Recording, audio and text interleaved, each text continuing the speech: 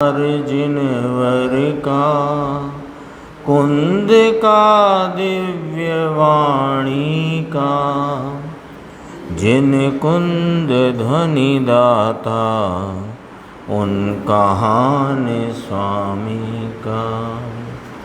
रमियूण जिणम वीरम अनंत वर्णान दंसन सहावम, वोक्षामिणीयम सारम केवली शुद्ध केवली भणिदम।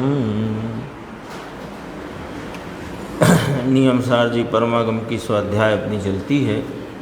निश्चय परम आवश्यक अधिकार गाथा 150, इसमें और अभी जो अपनी स्वाध्याय चल रही थी इसमें थोड़ा ही विषय अपन थोड़ा देखते हैं। हाँ,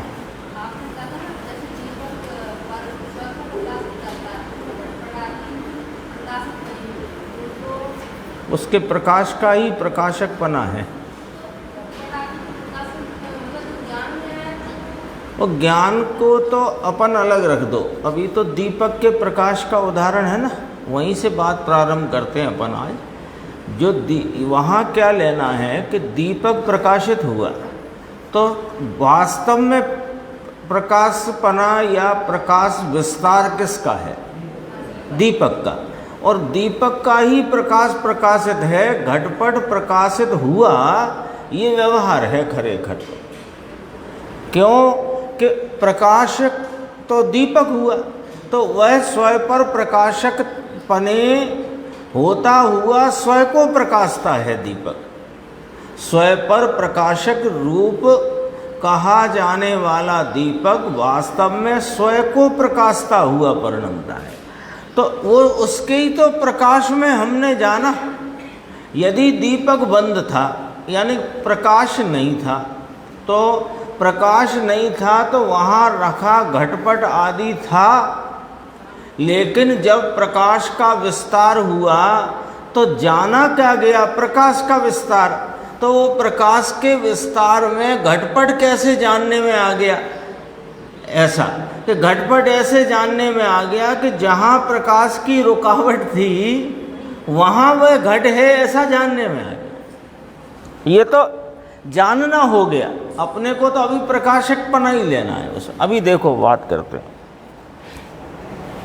कल जो टीका पर जो 2 पंक्ति थी वहाँ से अपन बात देखते हैं। देखो, क्योंकि प्रश्न क्या रखा था कि चैत्य चेतक भाव की अत्यंत निकटता के कारण उनमें भिन्नता का भान होना दुरूह है, कठिन है, तो प्रज्ञा का प्रयोग कैसे हो, ये प्रश्न था ना।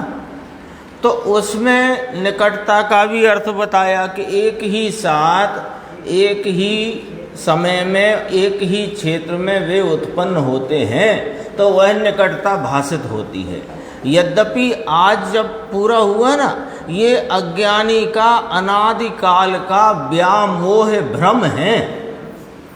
वे दोनों निकटता के काल में भी, निकट तो कहे पर निकटता के काल में भी वे अपने अपने रूप से रहे हैं। तब वो चर्चा अपन देखते हैं। देखो, कल एक पंक्ति आई थी, उस बोल्ड अक्षर देखना 56 पेज पे। दिया द्वारा प्रकाशने में आते हुए घट आदिक, दीपक द्वारा प्रकाशने में आते घट आदिक पदार्थों यानी अनेक पदार्थ दीपक के प्रकाशक पने को ही तो जाहिर करते हैं। उन्होंने दीपक के प्रकाश को ही तो प्रसिद्ध किया है। अपन ने कल बात की थी, सुरंग में से ट्रेन निकली, तो सुरंग में जब ट्रेन थी तो सहयात्री और अपना सामान और बाहर के कुछ भी दिखाई देता नहीं था, और थोड़ी देर में प्रकाश हुआ तो वो जो कुछ दिखाई दिया, उस दिखाई देने ने ये जाहिर कर दिया ना प्रकाश है। वो जैसे ही वृक्ष आदि दिखने लग गए तो उसमें जाहिर क्या हुआ? प्रकाश है। प्रकाश जाहिर हुआ ना। और कैसे जाहिर हुआ कि अभी अंधेरा था अब प्रकाश है, ऐसा ख्याल में आ जाता है कि नहीं आ जाता है? अभी देखो दीप, अब इसमें से बारीक बात चलेगी इसी सिद्धांत के ऊपर से। दीपक के प्रकाशक पने को ही जाहिर करता, ये दृष्टांत। अब सिद्धांत ऐसे ही नीचे उसी पृष्ठ पे बोल्ड अक्षर, ऐसे ही आत्मा द्वारा चेतने में आते, आत्मा द्वारा जानने में आते, राग आदि दयादान आ गया ना। तो रागादिक अर्थात ज्ञान में ज्ञेय रूप से जानने में आते हुए रागादिक भाव आत्मा के चेतक पने को ही जाहिर करते हैं। अब आपका प्रश्न था ना, वो कमरे में रखा हुआ घट वास्तव में तो दीपक के प्रकाशक पने को ही जाहिर करता है, ये लेना। तो यहाँ देखो, ज्ञान में ज्ञेय रूप से जानने में आते रागादिक भाव आत्मा के चेतक पने को ही तो प्रसिद्ध करते हैं। रागादिक भाव जानने में आए तो रागादिक की प्रसिद्धि है कि जानने की प्रसिद्धि ये ऐसे लो ना, दृष्टिकोण बदलना है। अभी हम कहते हैं ना, अब जैसे दर्पण लगा है तो दर्पण में ये वृक्ष लहराता हुआ दिखा और इधर नहीं दिखा, तो वृक्ष के इधर दिखने से और इधर नहीं दिखने से कंपैरेटिवली समझना है ना। तो इधर नहीं दिखने से और इधर दिखने से, तो उसके दिखने से क्या जाहिर हुआ यहाँ पर कि ये दर्पण है। वृक्ष के झलकन ने वृक्ष जाहिर नहीं किया वास्तव में, तो अब दृष्टिकोण वो रखना पड़ेगा ना। वृक्ष के दर्पण में वृक्ष झलका, तो वृक्ष झलका तो कौन प्रसिद्ध हुआ? दर्पण, क्योंकि वृक्ष तो वहाँ सामने है और यहाँ दर्पण है और यहाँ दीवाल है। तो दीवाल पे नहीं झलका और दर्पण में झलका, ऐसे जब विचार में लो तो उस बात ने किसे प्रसिद्ध किया? वृक्ष को कि दर्पण को? दर्पण को। आया ना ख्याल में? अब देखो, आज जो चर्चा थी वो बहुत ही गंभीर है, और इतनी गंभीर है कि बहुत बहुत बड़े बड़े विद्वान इस भाव को यथानुरूप पकड़ने में असमर्थ हो रहे हैं। होते थे नहीं, हो रहे हैं। उसका भी कारण बताएंगे क्यों। देखो, जो कहा था ना टीटू भाई, यहाँ से शुरू हुआ आज। अब सुन लो। अब आप देखो, यहाँ तो कहते हैं प्रभु एक बार सुनो, एक बार सुनो। अब यहाँ जो चर्चा है वो विचारात्मक रूप से अपने समक्ष आएगी, तो अपने को विचार में खड़ी करना है उस बात को, ठीक है ना। देखो कि तुम एक चैतन्य हो के नहीं, और हो तो तुम्हारा चैतन्य हो तो तुम्हारा स्वभाव जानना ये है कि नहीं? बोलो, तुम चैतन्य हो के नहीं, तो चैतन्य हो तो तुम्हारा स्वभाव जानना है, ये है कि नहीं? जानना है। तो ये जानना है, तो यह जो जानना है वह स्वयं प्रकाशक पने हैं कि अकेले स्वयंपने ही है? अब धीरे धीरे खुलेगी इसमें बात, बहुत ही गंभीर है। चैतन्य है तो स्वभाव है। क्या स्वभाव है? कि जानना स्वभाव है। जानना किस प्रकार है? कि स्वयं पर प्रकाशक पने हैं। तो स्वयं पर प्रकाशक पने जो है कि अकेले स्वयं पने ही है।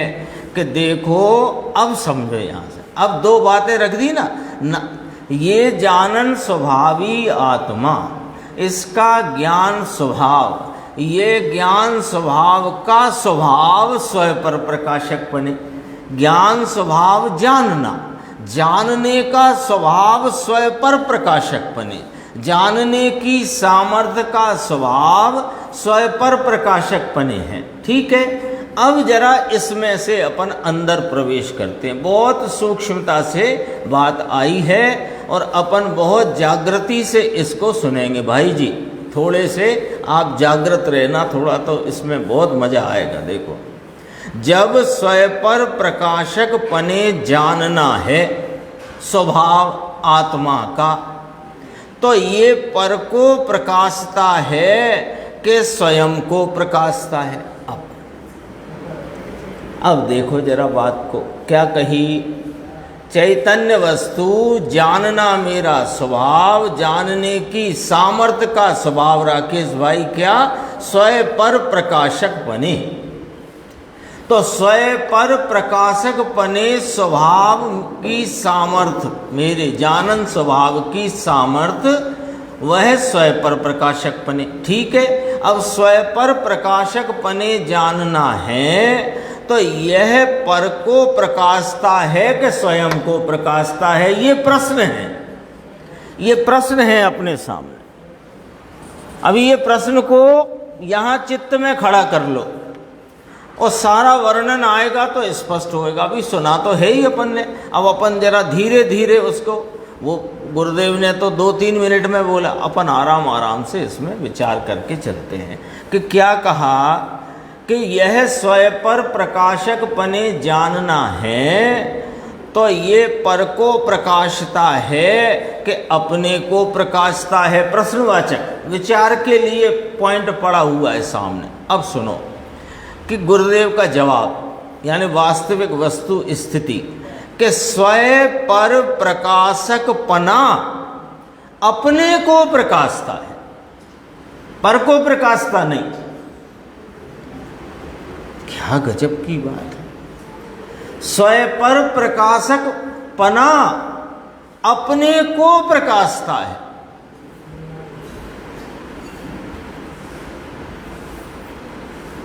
प्रश्न, यह स्वयं पर प्रकाशक पना जो मेरी जानने की सामर्थ्य का स्वभाव है, वह स्वयं को प्रकाशता है या कि पर को प्रकाशता है? प्रश्न ये है, उत्तर ये है कि स्वयं पर प्रकाशक पने स्वयं को प्रकाशता है। ये उत्तर है। आई बात समझ में? अब उत्तर सिद्ध करेंगे, ऐसे ही बात नहीं है।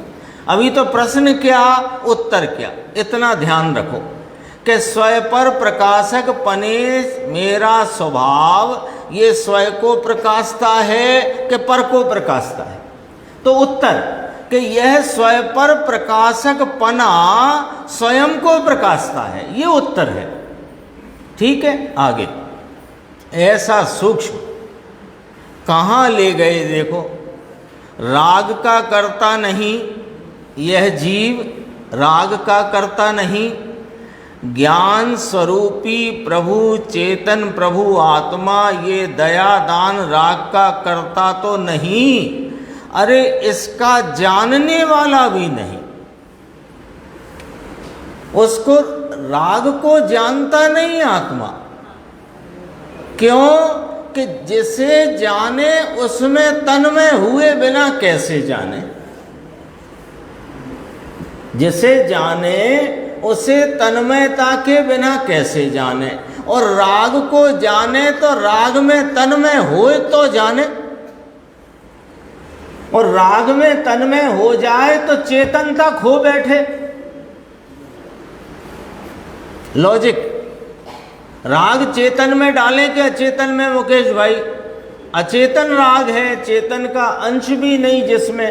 अब यदि ज्ञान जो चेतन है वो अचेतन राग को जाने तो तन्मय होए, और तन्मय हुए बिना जान नहीं सकता, समझना। तो फिर कैसे जानता है कि राग संबंधी अपने ज्ञान को जानता है, राग को नहीं जानता है। राग संबंधी परिणमित अपने ज्ञान को जानता है, अपने ज्ञान से तो तन्मय है ना। उदाहरण, दर्पण, दर्पण में जो उसके तलपट में जो परमाणु हैं वे परिणमे हैं वृक्ष के आकार रूप के, वृक्ष परिणमा है यहाँ। तो अब बताओ दर्पण किसको झलकाता है? वो वृक्ष को, कि वृक्ष के आकार रूप परिणमित अपने परमाणु को? किसको झलकाता? क्योंकि यदि दर्पण वृक्ष को झलकाए तो वृक्ष को यहां आना पड़े या दर्पण को वृक्ष हो जाना पड़े। तो ये तो चैतन्य चमत्कार वस्तु है, ये न गेयों में जाती न गे यहाँ आते, और अपने स्वयं क्षेत्र में रहकर अपनी स्वयं सामर्थ्य से सब जानने रूप परिणमती है। आई बात समझ में? ये वाली बात स्वयं पर प्रकाशक पना स्वयं को प्रकाशता है। कैसे स्वयं को प्रकाश गया? कि ये स्वयं को प्रकाशता है और पर संबंधी स्वयं के प्रकाशन को प्रकाशता है।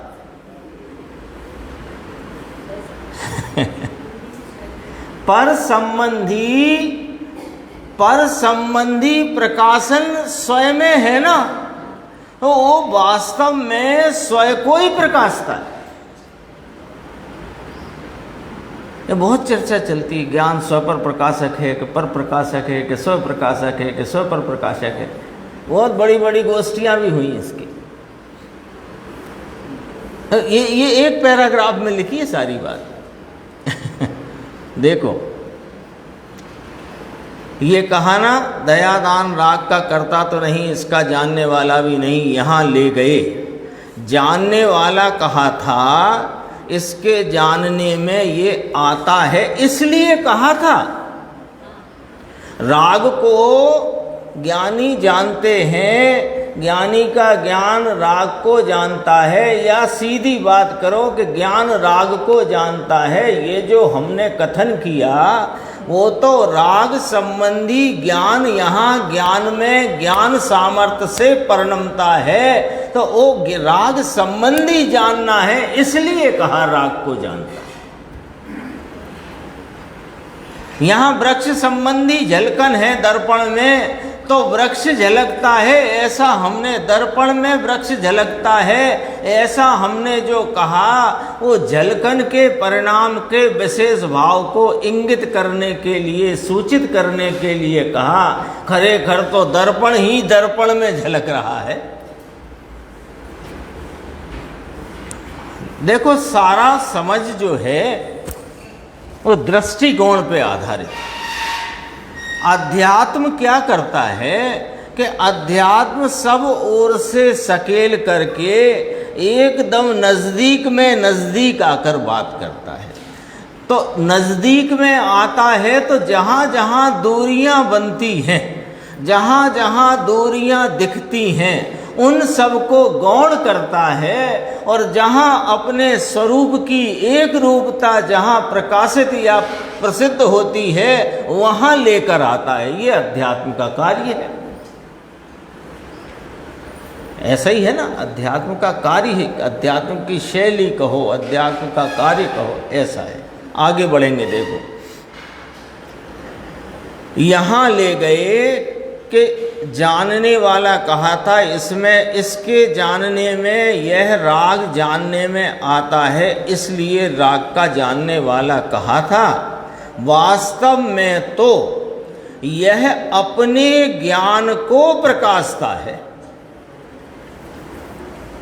ज्ञान अपने ज्ञान को प्रकाशता है, राग को नहीं प्रकाशता। पर गए की तो यहाँ बात दूर रखना है। क्यों रखना है? क्योंकि यहाँ तो चेतक भाव की निकटता वाली बात चल रही है, और आत्मा और बंध के पृथक्करण की बात चल रही है, यानी चैतन्य और राग के दुधाकरण की बात चल रही है। तो अपन वहीं जहाँ बात चल रही है वहीं रहो ना, अपना बाहर का कार्यक्रम नहीं है अभी और सब चीज़ों का।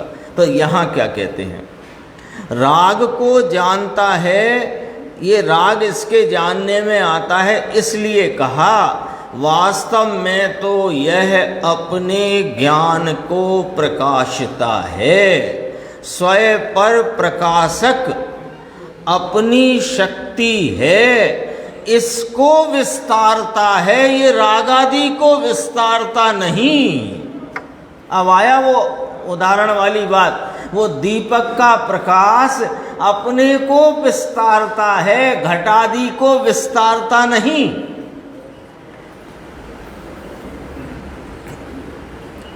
तो वो उसके तो स्वयं के विस्तार रूप भाव में वे जानने में आ जाते हैं। ज्ञान के स्वयं पर प्रकाशक स्वभाव के स्वयं विस्तार में, बात पॉइंट पकड़ना, स्वयं पर प्रकाशक सामर्थ्य रूप ज्ञान के स्वयं पर प्रकाशक रूप परिणमन में जो स्वयं का विस्तार है उसमें स्वयं ही फैलता है। किसका विस्तार है? ये रागादि को विस्तारता नहीं, चैतन्य का स्वयं पर प्रकाशक विस्तार अपने ज्ञान को विस्तारता है, राग को नहीं। यहां गेय में राग रखा है, बाकी सब गेय लगा लो। देखो, पर वस्तु कहां था? यही था ना। हाँ, राग आदि को विस्तारता नहीं, चैतन्य का स्वयं पर प्रकाशक विस्तार अपने ज्ञान को विस्तारता है, पर वस्तु गेय को विस्तारता नहीं। ऐसा झीणु है ये के किस जात का धर्म है। फिर थोड़ा पंक्ति पढ़ी गुरुदेव ने, वो उसको छोड़ दो, अपन आगे आ जाओ। देखो अगला 58 पेज पे 3 पंक्ति। बात क्या चलती है? चैत्य चेतक भाव की निकटता में आपको प्रसिद्धि चैत्य की चाहिए कि चेतक की? चेतक की, क्योंकि अनादि से चेतक हमारे इस चेतना के परिणाम में प्रसिद्ध ना हुआ, तो प्रसिद्धि तो चेतक की चाहिए। तो चेतक की बात पकड़ो। देखो, यहां मर्यादा आत्मा के गुण की मर्यादा ली है। ये आत्मा के गुण की मर्यादा, आत्मा वस्तु, ज्ञान उसका गुण, ज्ञान कहो ज्ञान दर्शन मिला के चैतन्य कहो, एक ही बात है। तो यह आत्मा के गुण की मर्यादा चैतन्य की स्वयं पर प्रकाशक है। इसकी मर्यादा, इसका स्वरूप, इसका सिस्टम, इसका मैकेनिज्म, इसका प्रवर्तन ऐसा ही है। कैसा?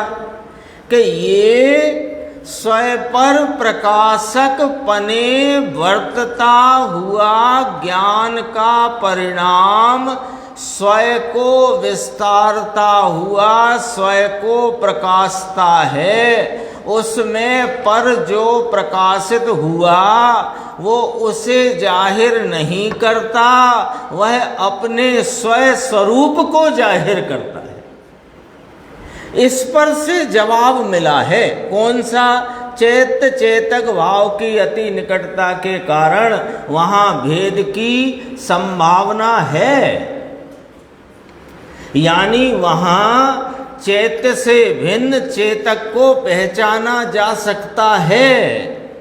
वहां चैत्य और चेतक में भले निकटता रही हो, अनादि की भ्रांति मिटाकर चेतक भाव अपनी ज्ञान परिणति में प्रसिद्ध हो सकता है। इसका जवाब है ये। क्या कहा है? देखो, चैतन्य की स्वयं पर प्रकाशक परिणति ये पर को प्रकाशती है ऐसा जाहिर नहीं करती, किंतु पर संबंधी अपना जो पर प्रकाशक स्वभाव है ये स्वयं पर प्रकाशक है, इसको प्रकाशती है। लो, तो कौन प्रकाशित हुआ? स्वयं प्रसिद्ध हुआ कि नहीं हुआ? तो ये 361 362 दो प्रवचन गुरुदेव के बहुत ही गंभीर है। दोबारा से ये वाली पंक्ति, चैतन्य की स्वयं पर प्रकाशक प्रवर्तन वह पर को प्रकाशता है। देखना, अभी जरा पॉइंट पकड़ना। चैतन्य का स्वयं प्रकाशक स्वयं प्रकाशक स्वयं प्रकाशक प्रवृत्ति है कि नहीं? तो वो प्रवृत्ति खरेखर पर को प्रकाशती है ऐसा जाहिर ही नहीं कर रही। दीपक अपने प्रकाश से के प्रति समय प्रकाश को विस्तारता विस्तारता विस्तारता विस्तारता वह वास्तव में घटपट आदि के प्रकाशन को जाहिर नहीं कर रहा, वह तो दीपक अपने प्रकाशक भाव को वो जाहिर कर रहा है, प्रसिद्ध कर रहा है। वो वाला पॉइंट है। देखो, ऐसे जाहिर करता नहीं, किंतु पर संबंधी अपना जो पर प्रकाशक स्वभाव है, ये स्वयं प्रकाशक स्वयं स्वभाव है। आई बात पकड़ में? देखो, स्वयं प्रकाशक है कि नहीं? अरे स्वयं प्रकाशक पना इसका स्वरूप है, पर ये स्वयं प्रकाशक पना किसका स्वरूप है? स्वयं का। तो कौन प्रकाशित हुआ, कौन जाहिर हुआ, कौन प्रसिद्ध हुआ?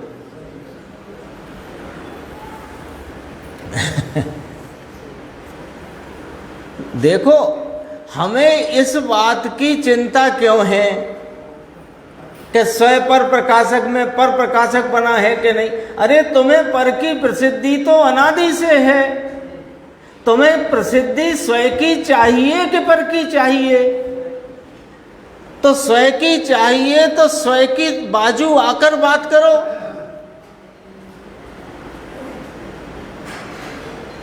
पाले में दूसरे के खेलोगे और पॉइंट अपने को मिले। अपने पाले में आओ। अपना पाला क्या कहता है कि मैं स्वयं चैतन्य स्वरूप स्वयं पर प्रकाशक सामर्थ्य का पुंज, जिसका प्रत्येक परिणाम स्वयं पर प्रकाशक पने, स्वयं पर प्रकाशक पने प्रवर्तता मेरा हर परिणाम इस स्वयं को ही प्रसिद्ध करता है। ये वाली बात ऐसा अभी सुनना मुश्किल, पढ़े बिठाना तो कठिन है। लिखा गुरुदेव ने, पढ़ो। ए बेसाड़बू कठिन। क्यों बेसाड़बू कठिन, वो भी सुनो। आगम शैली की प्रमुखता में, आगम शैली की आग्रह और पकड़ में यह अध्यात्म की बात बिठाना मुश्किल पड़ जाती है। क्यों? कि वो आगम शैली से जो पढ़ा है ना, वो उसको उस पूर्वक अध्यात्म का अभ्यास नहीं करता, उसको अड़ा अड़ा के करता है, इसलिए अध्यात्म समझ में नहीं आता। उस पूर्वक वे सिद्धांत हैं, उन सिद्धांतों से गहराई तक पहुंचना ये अध्यात्म का काम है। ये नहीं है कि आगम के सिद्धांत और अध्यात्म के सिद्धांत न्यारे न्यारे हैं। ना ना ना, आगम में जो सिद्धांत प्रतिपादित हैं उनसे ही, उन्हीं सिद्धांतों के द्वारा सिद्धांतों में नहीं उलझना, सिद्धांतों के द्वारा सिद्धांतों में रहना, ये आगम है। और सिद्धांतों के द्वारा स्वरूप की, वस्तु की, आत्मा की, अनात्मा की गहराई तक पहुंचना, ये अध्यात्म है। इसलिए कहा, एक बहुत अच्छी चर्चा थी, वो बस 2 मिनट में, वो चाहते हैं कम रहे, पर देखिए ये लो, पेज नंबर है 59। बस गुरुदेव ने एकदम ऐसे कहते ना, गुरुदेव कभी कभी एकदम सीधी सच्ची बात। ये रजकण तारा रखड़ से है दोहा, इसके ऊपर आ जाओ, 1 2 3 7 8 लाइन ऊपर। जन्म मरण करी करी ने बापा, 84 के अवतार अनंते भव कर कर के मर गया, थका नहीं पीछे हटता नहीं। वहाँ बाहर बाहर की ही नज़र इसको। अभी देखो गुरुदेव की शैली देखना, कितनी सरल करते हैं चंद्रेश भाई। अभी तो बाहर करने की नज़र एक बात, अभी इसको क्या है, बाहर की ही नज़र है, ठीक है। फिर बाहर को जानने की नज़र, ये दूसरी बात। बाहर में नज़र टिकी है, ये एक बात। यानी बहिर दृष्टि से बाह्य पदार्थों में आत्मबुद्धि एक बात, बाहर जानना ये दूसरी बात। इसमें दृष्टि तो भले यहाँ हो पर बाहर जानना ये लेना है दूसरी बात। फिर मेरे में जानने में आता है, वह जानने में आता है, ये तीसरी बात। पहले तो बाहर दृष्टि है आप रूप, वो छोड़ो, थोड़े अंदर आई बात। अंदर आई तो बाहर का मैं जानता हूँ, ये दूसरे नंबर की बात। फिर कहा मैं बाहर का नहीं जानता, मैं तो मेरे में जो जानना होता है मैं तो उसे जानता हूँ, तीसरी बात। अब कहते हैं मेरे में जानने में नहीं, मेरे में जानने में आता है, वह यह जानने में आता है। अभी समझना इसको देखिए। तीसरे में कहा मेरे में जानने में आता है, यानी यह दरवाज़ा, यह जो मेहराब है, ये मेरे जानने में आती है, सो वह मेरे जानने में आती है, ये तीसरी बात। और चौथी बात कि मेरे में जो जानने में आता है तो खरेखर उसमें मैं जानने में आता हूं। आ गया? कहाँ तक आई बात? पहले तो बाहर की दृष्टि, बाहर की दृष्टि के बाद बाहर का जानना। मैं ये जानता हूँ, मैं टेबल जानता हूँ, मैं कुर्सी जानता हूँ, मैं पुस्तक जानता हूँ। फिर तीसरी बात अंदर को आ रही है ना, तीसरी बात कि मैं इनको नहीं जानता, इन संबंधी मेरे में ज्ञान होता है, इसलिए मैं इन्हें जानता हूँ, ये तीसरी बात। चौथी बात, कुछ भी जानता, जो कुछ भी जानता होता होना, जो कुछ भी जानना होता है, वास्तव में मैं तो मेरे को जानता हूं। तो इसमें अब क्या फायदा हुआ कि वो चेतक भाव की अति निकटता थी ना, तो तुम उसमें जानने वाले के पाले में आकर के विचार करो कि ये जो कुछ भी तुम्हें निकटता और जो दिखाई दे रही है, खरेखर यह तो चेतनता की ही प्रसिद्धि है। तो जहाँ चेतनता की प्रसिद्धि तुम्हारे लक्ष्य में आई तो वो चैत्य भाव तो भिन्न पड़ गया, हो गया ना प्रज्ञा का काम। ये वाला यहाँ एंगल है। अपन चलते हैं 150 गाथा पर। कारणकारी नियम थोड़ा सा उसमें भी बाकी है, और उसमें एक कलश भी है जो उद्धरण में लिया है। देखो अपन चलेंगे 178 पेज से। बहिर्जल्प और अंतर्जल्प के निराकरण का यहाँ या उसके खंडन का यहाँ वर्णन है इस गाथा में। यही थी ना उत्थानिका, 150 गाथा की उत्थानिका कि अंतर बहिर्जल्प के निराश नाम निराकरण खंडन का यहाँ कथन है। देखो नीचे की पंक्ति, बाहर और अंतर्जल्प विकल्प इसमें वर्तता है वह बहिरात्मा, यानी बहिर विकल्पों में अंतर्जल्पों में जो वर्तता है वह बहिरात्मा है। यहाँ तो सीधी बात करी है। जप्पेश जोड़ बट्टई ऐसा कहा, पर की क्रिया छोड़ देता है और अकेला बैठा है, ऐसे नहीं। एकांत में बैठा है जंगल में पत्थर की गर्म शिला पर हैं, तो कहा वह तो अंतरात्मा है कि नाना बहिरात्मा है। क्यों कि विकल्पों में पड़ा हुआ है। अंदर के विकल्प को जो ना छोड़े, देखो अंतर्जल्प लिया है ना, तो अंदर के विकल्प को जो ना छोड़े वह मिथ्या दृष्टि बहिरात्मा है, और अंतर के विकल्प को छोड़े वह अंतरात्मा है। ऐसा धर्म किसका, कहाँ का धर्म होगा ये? बापू वीतराग जैन परमेश्वर त्रिलोकनाथ अनंत तीर्थंकरों के श्री मुख से निकली हुई वाणी है। यह अनंत तीर्थंकरों का यह कथन है। स्वयं मुनि भगवान है, पंच परमेष्टि है ना, तो सब भगवान है, पांचों भगवान, साधु भगवंत, आचार्य भगवंत, उपाध्याय भगवंत, अरिहंत भगवंत, सिद्ध भगवंत, सब भगवान। वहाँ तो पहले नहीं कहा था कि केवली में और वीतरागी मुनि में अपने यदि फर्क माने तो जड़ है, ऐसा आया था, अभी आया था अपन, ये देखो नीचे बोल्ड में लिखा है, सर्वज्ञ वीतराग में और यह स्ववश योगी में कभी कुछ भी भेद नहीं, तो भी अरे रे भेद कोई दिखे तो हम तो जड़ हैं, ऐसा करके कलश आया था। नीचे देखना, ये इसी पेज पर 179 पे यहाँ ये कहते हैं कि जो इसमें विकल्प को नहीं जोड़ता, प्रशस्त विकल्प हो या कि अप्रशस्त, दोनों ही हो, शुभ राग या कि अशुभ राग, ये दोनों में समस्त विकल्प जालों में कभी भी वर्तता नहीं, इसलिए ही परम तपोधन, ये तप की व्याख्या करी, अपवास की नहीं। अपवास को तप कहते नहीं है ना, अपवास होए उसे तप नहीं कहते। तप किसे कहते हैं अक्षय भाई? कि उपयोग की वृत्ति द्वारा चैतन्य का प्रतिपन्न करना, चैतन्य की शोभा का बढ़ना, इसका नाम तप है।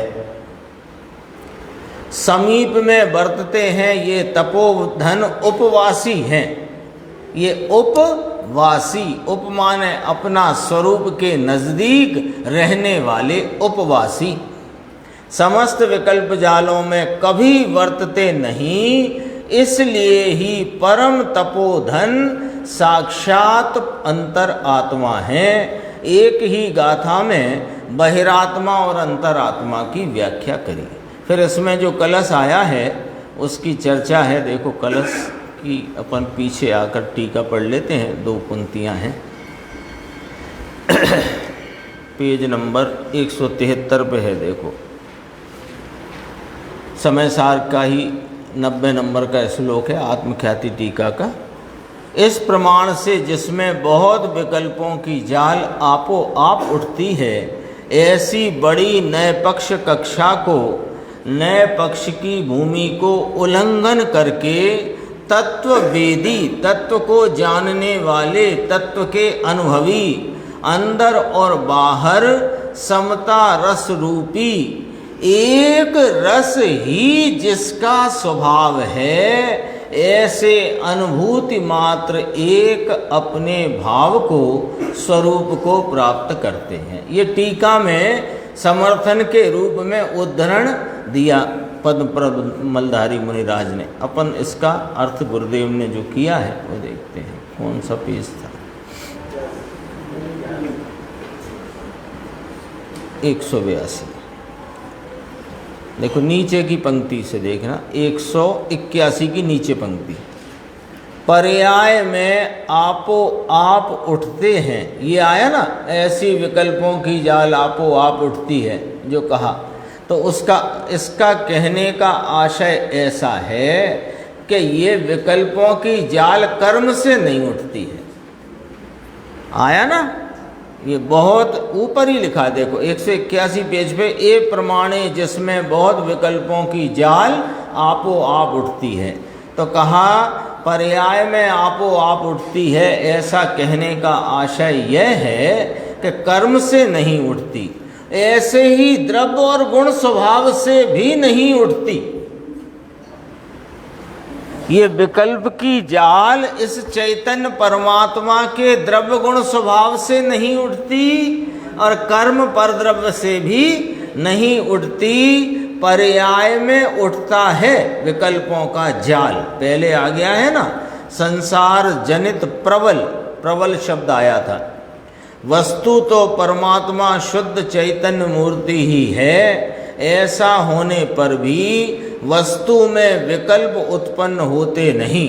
वस्तु में तो कोई भाव ही नहीं विकल्प उत्पन्न हो, लेकिन पर्याय में अब आपो आप कर्म की अपेक्षा बिना और स्वभाव की अपेक्षा बिना स्वतः आपो आप अंदर विकल्प उठते हैं। समझ गए राग की उत्पत्ति का खेल? राग की उत्पत्ति का खेल के स्वभाव में से राग उठे ऐसा स्वभाव नहीं, और कोई पर द्रव्य इसमें विकल्प उठाए ऐसे पर द्रव्य की ताकत नहीं। यह तो परिणति पर्याय के प्रवाह में आपो आप विकल्प की जाल उठती है। इसको गुरुदेव की भाषा में गुरुदेव अक्सर कहते हैं अद्दर से उठे छे। प्रभु तो आनंद मूर्ति है, ऐसे कर्म से विकल्प उठे ये है नहीं, पर से विकल्प उठे ये है नहीं, ऐसे स्वभाव आनंद और वीतराग मूर्ति प्रभु है, इससे भी विकल्प उठे ऐसा है नहीं। इसलिए यह शब्द आचार्य भगवान अमृतचंद्र स्वामी ने ये लिखा कि बहुत विकल्पों की जाल आपो आप उठती है। दोनों पक्ष देखते कि कर्म से भी नहीं और इस अपने द्रव्य स्वभाव से भी नहीं। पर्याय में अनादि अज्ञान के कारण से विकल्प की दुख की जाल उत्पन्न होती है। ये दुख है, आकुलता है।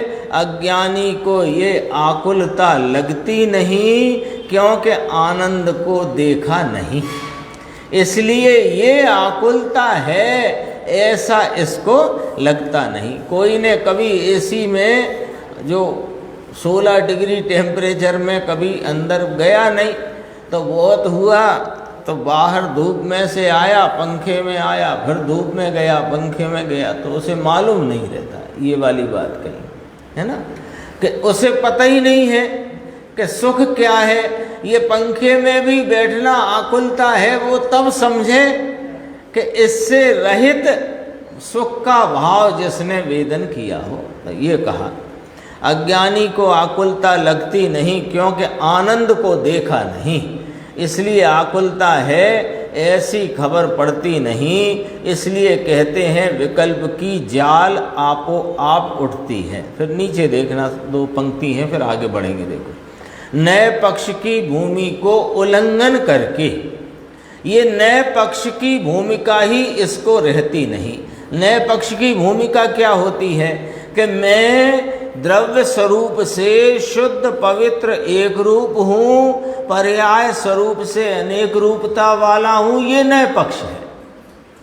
ये नए पक्ष ही नहीं रहता कि मैं द्रव्य स्वरूप से यूँ और पर्याय स्वरूप से यूँ। मैं तो हूँ वह हूँ, ऐसी प्रतीति का भाव इसकी सत्ता में है ही नहीं। क्या उसकी सत्ता में नए पक्ष का भाव है ही नहीं, उसकी भूमिका में ये नहीं। तो नए पक्ष की भूमि इसको उल्लंघन करके, आगे देखना जरा इसमें, फिर कहा कि ये पेज नंबर बताता हूँ, 183, अंदर और बाहर समता रस रूपी एक रस ही जिसका स्वभाव है। कहा ना, जिसमें विकल्पों की जाल आपो आप उठती है, तो फिर उसको छोड़कर नए पक्ष की भूमि का उल्लंघन करके फिर क्या होता है कि अंदर बाहर समता रस रूपी, फिर कहा एक रस ही जिसका स्वभाव है, ऐसा अनुभूति मात्र एक अपने भाव को यानी स्वरूप को प्राप्त करता है। इसमें एक जो चर्चा अपने को पढ़नी है, इसलिए मैंने इसे थोड़ा जल्दी पढ़ा है। पेज आ गया 184। देखो, प्रश्न है कि साहिब गुण तो अनंत हैं और रस एक ही क्यों? आया ना, एक अपने एक रस को ही अनुभव करता है, यही आया था ना। तो प्रश्न किया, गुण तो अनंत हैं साहिब, तो रस एक ही क्यों? कि एक ही रस समता, साम्य, समता है ना, मोह क्षोभ से विहीन परिणाम, उसका नाम साम्य समता है, उसको लिया। एक ही रस समता, अनंत गुण का रस, भेद कहाँ है वहाँ? अनंत गुण का भेद कहाँ है? ये ज्ञान का रस और ये आनंद का रस, अरे विकल्प का भेद ही नहीं जहाँ। एक ही आनंद का रस सब गुण का, सब गुण में आनंद के आनंद गुण में आनंद के ऐसा है भैया। आनंद गुण के आनंद रूप प्रगटता में सर्व गुणों का रूप समाया है। क्यों कि भेद थोड़ी है कोई वहां पर, अभेद रीति से सातवीं गाथा का भावार्थ यह आत्मा ज्ञान दर्शन चारित्र आदि अनंत पर्यायों, पर्याय नाम गुण, अनंत पर्यायों को अभेद रीति से पीकर बैठा। गुण गुण पर्याय नाम गुण, गुण अनंत है तो भी एक आनंद का रस, सब गुण के रस में एक आनंद का, ज्ञान का आनंद ऐसे है ना, आनंद में सबका रूप है, तो ज्ञान का आनंद, दर्शन का आनंद, आनंद का आनंद, अस्तित्व का आनंद, वस्तुत्व का आनंद, ऐसा एक रस ही जिसका समता स्वभाव है, ऐसी बात है कहाँ। ये अपनी 150 पूरी होती है, इसके कलश की चर्चा आगे की स्वाध्याय में है।